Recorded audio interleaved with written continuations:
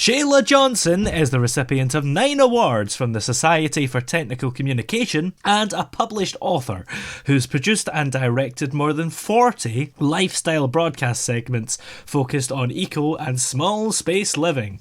And she's with us here today to talk about Perpetual Gloom, which is the first book in the series The Baloney Trail. How are you doing today? I'm doing great. How about you? Yeah, I'm doing smashing. A little bit hoarse today, but other than that, I'm perfectly fine. Yeah, we'll get through it. Yeah. Yes. So the Baloney Trail, and in particular the first book, Perpetual Gloom, how would you describe the overall plot of it? Well, it actually is based on a true story that covers around 3 generations. So the trilogy will be all three generations. But we start out in the 1930s, about 1936 to be exact. And we start looking at a family as they kind of go through the Great Depression and try to, kind of fix their financial situations, but it goes from bad to worse. And then ultimately, by the end of the trilogy, we see them kind of at that beginning of the Sinaloa cartel. So they kind of migrate across the U.S., but then eventually go down into Mexico. Yeah. It's interesting because that's an era that's not often covered in books, is it? No, it isn't. And I looked at this, and when you see like Breaking Bad, and I oftentimes kind of group this together like Grapes of Wrath meets Breaking Bad, because we have these 2 decades kind of things of going together. But what we don't see is like the beginning of the Sinaloa cartel. So what we think of it as where it sits today, but what were those early times like? So I've been able to interview the last bit of this family that was actually involved in this beginning as Americans in conjunction with Mexico. And it was a really interesting time for Mexico, too, because as this family eventually becomes embedded with smuggling heroin out and guns into Mexico. Mexico was going through this dramatic change, as was a lot of South America, with their political situation and trying to outlaw guns and things. And so they needed more of this. So there was an opportunity. And of course, we all know America is just like full of guns. Yeah. So it's just like, and this family having tried, we see in the first book, for sure, in the Perpetual Gloom, where, they're really Christian fundamentalists. And you wonder, how do these dovetail into these, horrible crimes that we see that, go on between, not only drugs and guns, but also murder and, lots of other mayhem happening. So, yeah. And you mentioned that you interviewed the last family of this era. Do you think it's quite important to interview people to get that primary source for research? Well, I think it was important, especially when you're looking at, kind of capturing a story that's based on true events. Yeah. And one case in point on this first book, kind of an interesting thing, I interviewed this person, and I had actually tried to track him down for, probably 4 years, and finally found him and interviewed him. And I had already kind of put this book together, but then I said, I finally found this person. I'm going to go interview him. Yeah. And he came up with a story and photos and all of these things that actually I went home and kind of broke the story, the book apart to kind of incorporate some of these new lights, or stories that he had. And I think it makes for a much richer things, or things that I could not have in my wildest imagination kind of come up and kind of made up. I mean, these were just like, wow, So it took about a year longer after getting about 3 interviews with him to come back and break it apart and put it back together again. So So it took a little longer, but it was, I think, worth it. Yeah. And of course, it's based on true events. Did you have to change a few things to make it more dramatic, maybe? Or maybe you just didn't know the full facts? Well, here's what I did change in there. Obviously, the names. But what I did change was some of the order of things. So let's say some things may have happened one year, but I will put it in a different year because it made a better narrative where it wasn't such a choppy story, because there were things that were, that I didn't have in the middle to bring it all together. So the timelines may have changed a little bit because of maybe a year here and there. But I think that it makes the story flow better.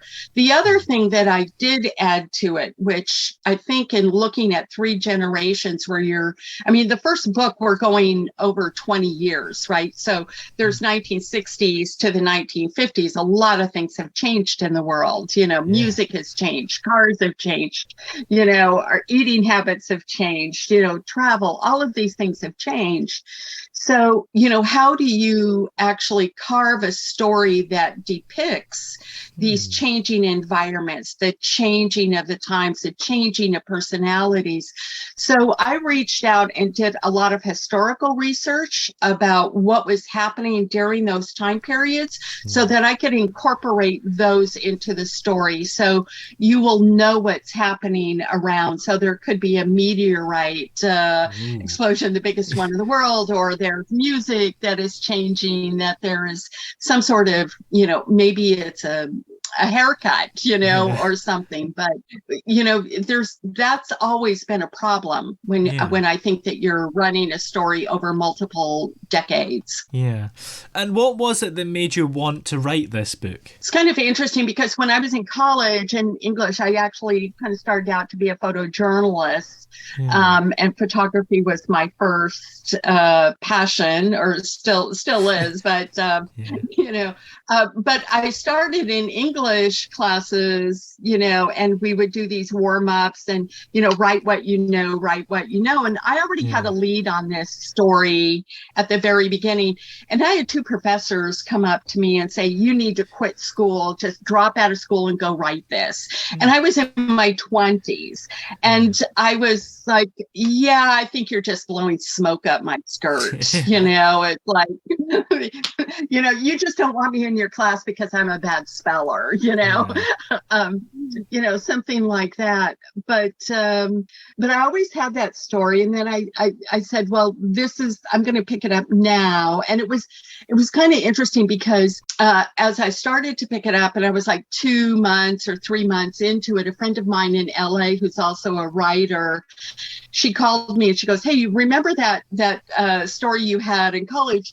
Do you mind if I pick it up? And I said, oh my God, how interesting, because I've already started it. So, it was, I guess it was just time.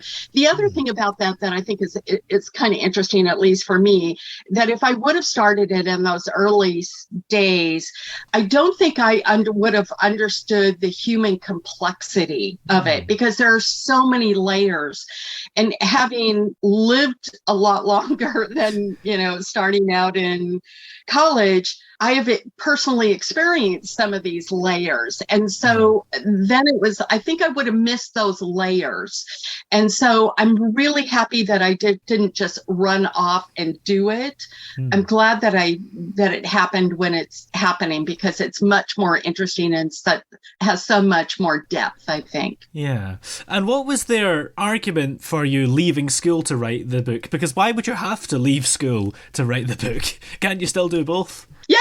I think I do a lot of things right now. I mean, that's kind of, my life, what I've always been dabbling in multiple things. I'm also, I'm a published photographer. I'm also an oil painter who, has run multiple series.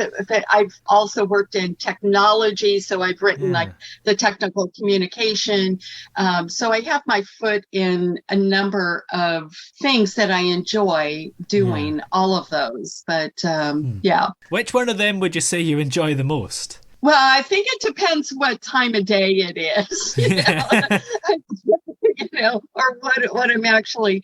I think at the moment I'm really enjoying writing because it's a challenge, and so whatever that challenge is. But I will say that between the writing kind of things, I will need to actually take a mental break and go do something else for like a week or so, and so then I'll paint, or I will do photography or something like that. I think that we need that balance, or like, if we're so immersed with it, sometimes we have to back away to see it. And so having multiple interests, I think, allow us to just kind of take those breaks. I know when I get stuck in writing, even if I get up and, let's say, sweep the floor or do the dishes, it's just like, it just gives you that little room to just kind of let your brain kind of settle a little bit. Yeah. I suppose there's certainly a lot in this book, Perpetual Gloom, isn't there? How long did it take you from start to finish to write? From the day that I decided to write it and the day that it was published was 6 years. Wow. Which is a lot. Yes. Because the next will not obviously take that long, because there was just so much, there were periods, that time period. Obviously, I haven't lived in that time period. So there was a lot to get to know about that. And there was a lot of research. This family also has a lot of legal material to go through. So there were court transcriptions, for example, to go through. There were a lot of other things, in that vein that had to go through. They also moved around the country a lot through the South, So each of those regions have different things. They were themselves involved in a lot of different things, and historical events. So I have volumes and volumes of research that I did. And actually, I was going to start out and just do one book, period.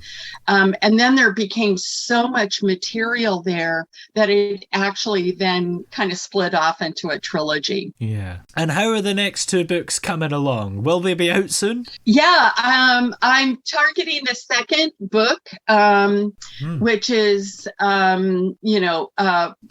which is coming up, which really kind of takes us really deep into Mexico a lot. And I would say that I'm a third of the way through, or a little more than a third of the way through. And I'm hoping to have that published. My goal is to publish by September. So it's a lot of work. Yeah. This book is 305 pages or something. The next book will probably be 400 and something. So it's a little larger, with more content in it. And then I have to deal with also a Spanish, so there's another language involved and another set of, historical researches for that time. September isn't very far away at all.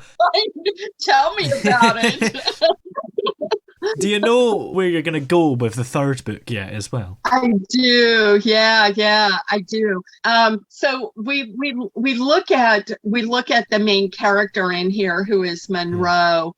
And we kind of, he gets married in the last part of the first book, and we find him kind of going through his trying to adjust. I mean, this is a guy who stole his father's horses and in the South in Texas, and was riding his horse with his brother across to the California, which is thousands of miles. And so, this was, so he's an explorer, constantly an explorer. And then he's married to this, religious zealot, if you will. And so tries to hunker down to what a normal life kind of looks like. And he definitely has a difficult time doing that.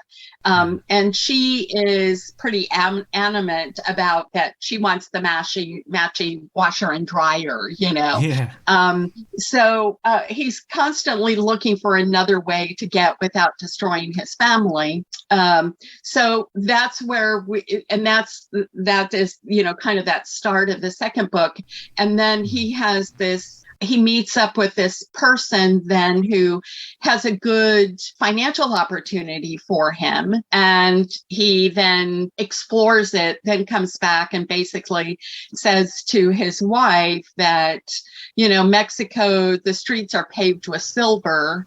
Yeah. And, and then the whole thing kind of takes off with that. And the children, coincidentally, are left stranded there also on their own, and they're quite young. So they kind of, for several years, are on their own. So, and kind of going in and out of the cartel kind of things it's flushing out around them. Yeah. And so they see some things that most children will not see, but I hope. Yeah. Where can we find the book Perpetual Gloom everywhere? It's on Amazon. And Barnes and Noble. Apple has it, and it's in paperback. It's also an ebook and audio book. So, pick whichever one you would like. And it's fast paced. I will say that. And it's pretty gritty in places. So, be prepared for that. People's lives were very different during different time periods. So I don't shy away from that at all. That is what it is. Yeah. And you mentioned the audiobook, and we're going to have J.R. Santana on the show very soon to talk about the audiobook and the screenplay. So in the meantime, thank you very much to you for joining us today. Thank you so much for having me. I really appreciate it. It's been wonderful. Thank you.